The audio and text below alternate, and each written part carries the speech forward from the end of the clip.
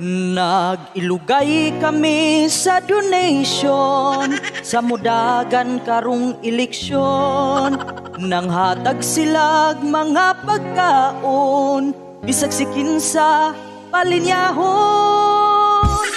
Sa amoa na ay nangampanya, mangayo daw sila sa among suporta. Tanang tao ilang gipatawag, kay na ay pagkaon nga ilang ihatag.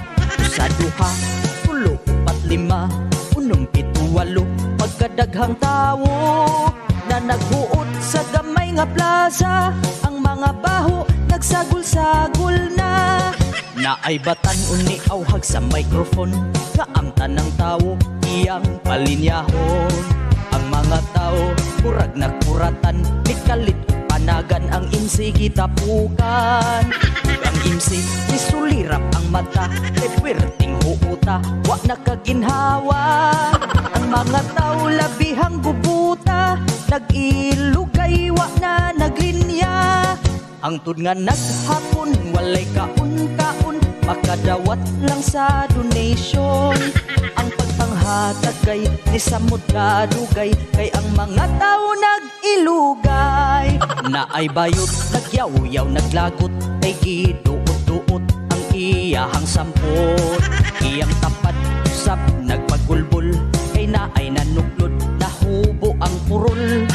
Dunay usap nga nagproblema, kay tungod sa kaputot, dili kakapot. Bisag unsaon niyag liot-liot, di kalusot, kay na naghuot. Hangtod nga naghapon, walay kaun-kaon, makadawat lang sa donation. Ang pagpanghatag kay di samot kadugay, kay ang mga tao nag-ilugay.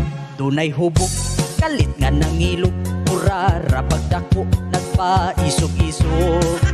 Ang hubog kalit na sarasay, nasikhan ang tanod, nakisi ang kilay. Ang tanod, lapihan nga laguta, kilambusan ang hubog sa iyang batuta.